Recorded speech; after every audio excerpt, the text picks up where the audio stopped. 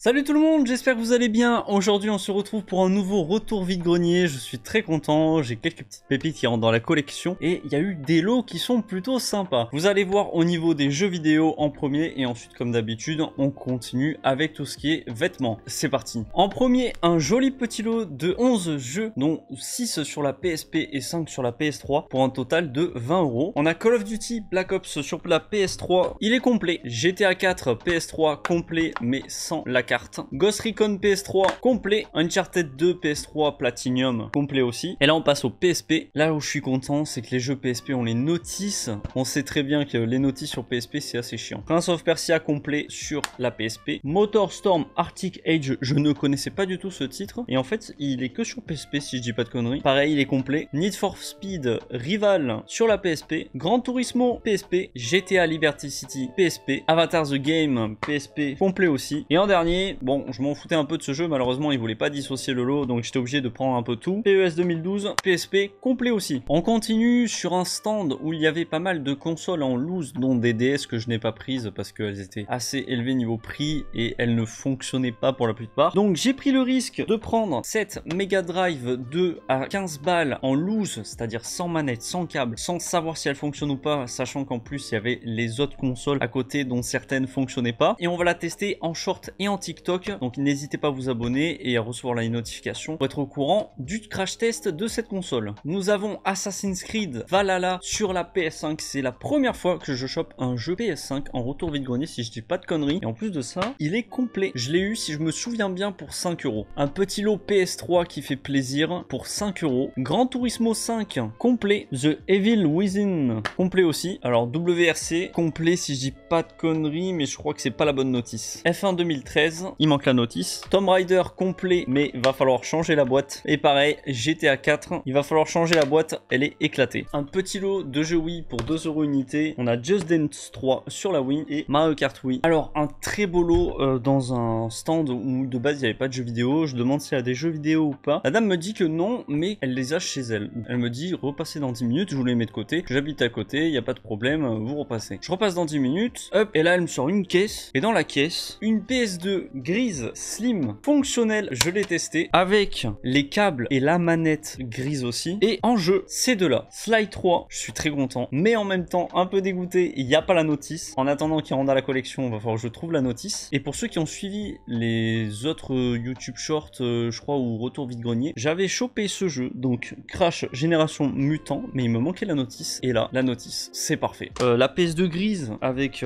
la manette, si je me souviens bien, je crois que c'était dans ce lot là où il y avait 3 autres manettes supplémentaires PS2, les câbles et les jeux, j'en ai eu pour 10 € quand elle m'a dit 10 €. Allez, let's go. On enchaîne sur un très gros lot que je vais vous montrer au fur et à mesure et je vous dirai le prix à la fin. Wii Sport complet, Michael Jackson. Alors il faut savoir que le lot était indissociable, donc il y a pas mal de choses qui m'intéressaient pas, notamment ce jeu, mais il est complet. Just Dance 2019 sur la PS4, il y a un peu de tout dans le lot. En loose, Donald Duck Quack Attack sur la PS2, Astro Boy, mais malheureusement il manque la notice. Carnaval Fête Foraine, notice mais pas le jeu. Et là les gars, donc dans cette boîte je me dis bon ça va être encore un FIFA. Pas du tout, pas du tout. Il y a un Metal Arms, mais surtout The Simpsons Hit and Run sur la PS2, édition Platinum par contre. Mais ça reste un gros jeu qui je crois a une petite valeur. Aussi dans le lot il y avait cette PS2 Fat avec une manette et ses câbles, une PS3 Ultra Slim avec une manette non officielle et ses câbles, et en dernier une PS3 Slim,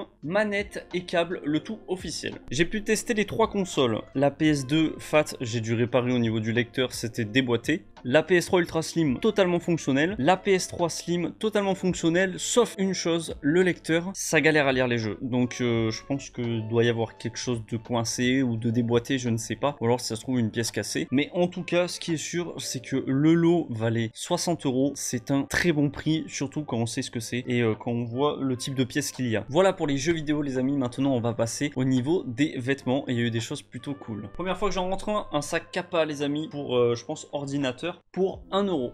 Un jean Levi's blanc en velours que j'ai pu avoir pour 3 €, c'était un 32-34. Un bonnet Looney Tunes officiel, totalement brodé étiquette Looney Tunes officielle pour 1 €. Par contre, je suis un peu dégoûté.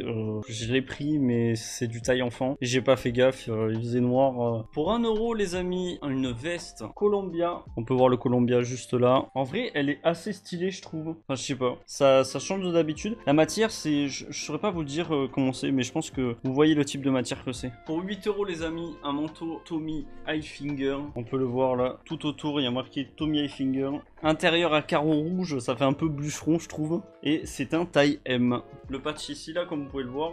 Par contre, il est un petit peu délavé, donc je vais voir un peu sur internet comment lui faire retrouver sa couleur. Un petit kawaii taille XS, totalement coloré. Alors là, on te voit à 10 km. Comme on peut le voir là, kawaii juste ici. Pour 2 €, un jogging Nike, c'est pas brodé, c'est du flocage, mais ça va parce que vu qu'il est récent, c'est pas passé à la machine trop souvent. C'est rouge bordeaux, c'est taille S et c'est surtout du récent. Sur le même stand, pour 2 € supplémentaires, taille S, un Nike brodé de Chelsea.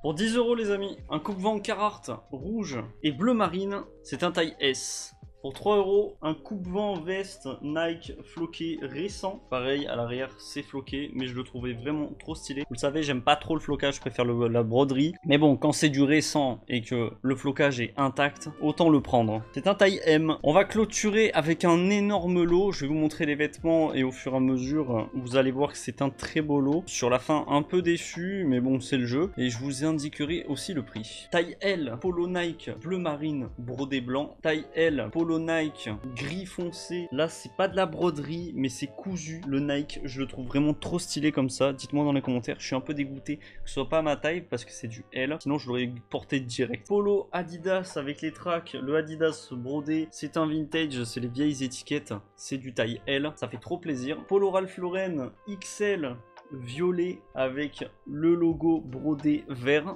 Polo à col rond et manche longue Tommy Hilfiger taille L. Polo manche courte Tommy Hilfiger taille M avec les rayures et logo brodé. Polo Nike broderie noire manche courte taille M. Et donc là j'ai 2 maillots. Malheureusement ce sont des fakes.